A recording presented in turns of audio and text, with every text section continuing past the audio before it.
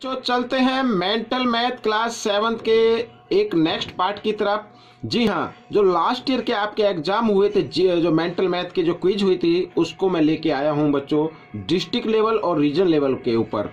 ठीक है, तो आप इसे ध्यान से देखें और इसमें से सीखकर दूसरों को सिखाया। आप अपनी स्क्रीन पर देख पा रहे हैं बच्चों, यहाँ पर कुछ क्वेश्चन मैंने लिए हुए हैं और इनको मैं कराना शुरू करता हूँ। आप इसे ध्यान से देखिए। ये क्वेश्चन डिस्ट्रिक्ट लेवल और रीजन लेवल पर पूछे गए थे। तो कुछ बच्चों को तो आते भी होंगे, लेकिन आपको डरने की जरूरत नहीं है। कुछ बच्चों के कमेंट्स आते सर रीजन लेवल के बताएं, क्लस्टर लेवल के बताएं, जोनल लेवल के बताएं, तो मैं उनको बताना चाहता हूँ। देखो, क्वेश्चन वही होते हैं, कुछ वो स्कूल लेवल पर दे देते हैं। ठीक है, तो इस तरीके से आपको जो मेंटल मैथ है पूरी प्रैक्टिस करनी है और सभी क्वेश्चन उसी में से आते हैं।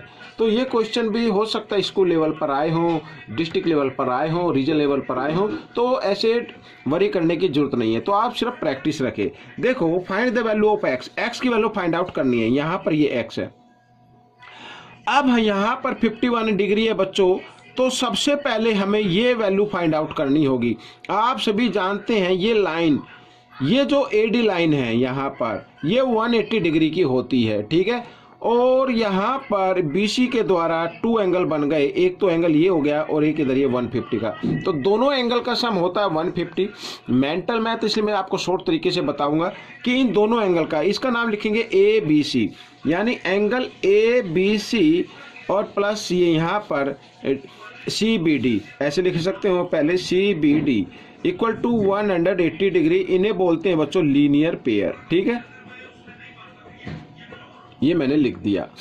तो अब आपको करना क्या है, ए बी सी की आपको वैल्यू फाइंड आउट करनी है। इसे यूं का यूं रखें और C B D 150 degree equal 180 degree.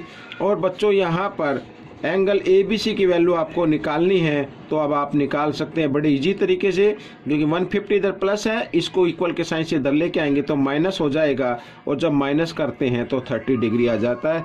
तो यहाँ पर बच्चों 30 डिग्री मैं रख लेता हूँ। ठीक है, अब आप देख रहे हैं ये ए बी सी एक ट्रायंगल है और ट्रायंगल के 3 एंगल का सम होता है 180 डिग्री।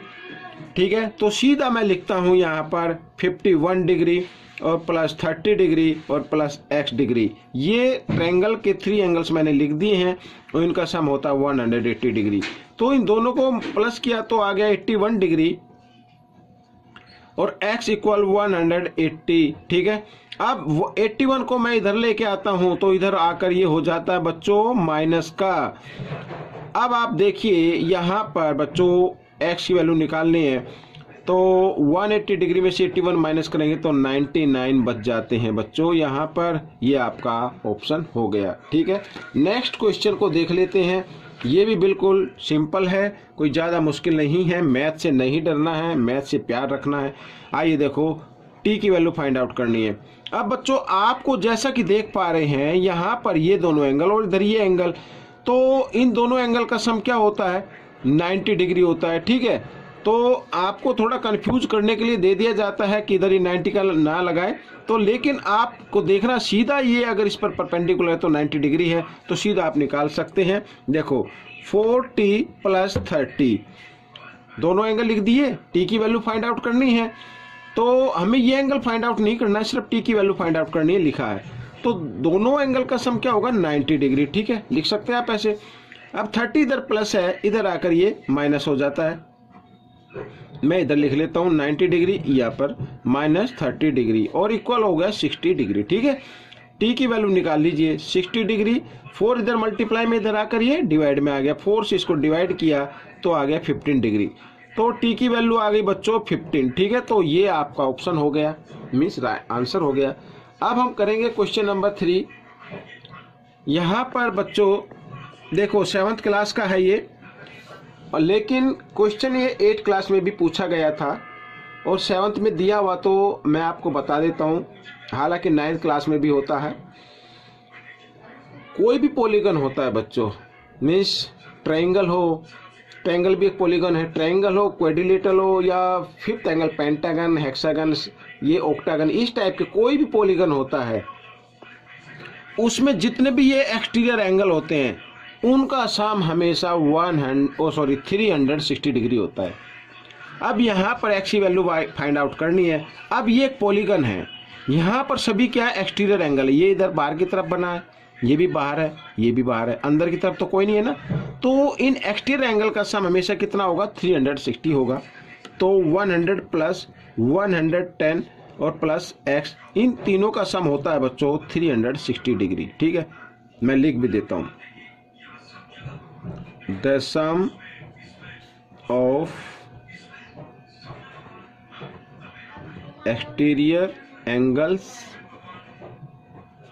ऑफ एनी पॉलीगन, ये आपको याद रखना है, इज इक्वल 360 डिग्री। ठीक है, ये मैंने लिख दिया। अब इन दोनों को ऐड कीजिए, तो दोनों को ऐड किया तो आ गया 210 और plus x equal to 360 degree. ठीक है, अब 210 इधर प्लस का, इधर आकर ये माइनस का हो जाएगा। तो 360 डिग्री इधर आकर ये माइनस का हम लिख देते हैं। अब माइनस कर दीजिए, तो 0, 6 में से 1 माइनस किया 5, ठीक है, और 3 में से 2 माइनस करेंगे तो 1, 150 डिग्री आ गया बच्चों। तो बच्चों ये फर्स्ट पार्ट आपका हो गया है।